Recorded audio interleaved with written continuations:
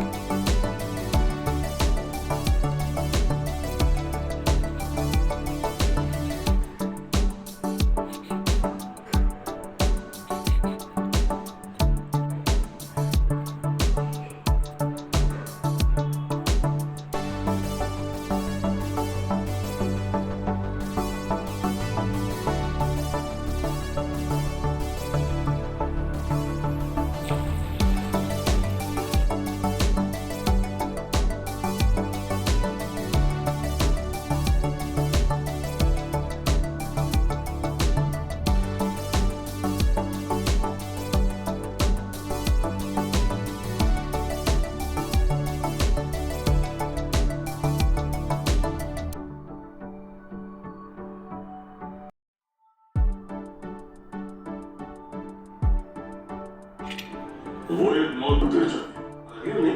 आखिर किस मकसद के तहत पेन पर हमला किया? ये हैरान रहूं।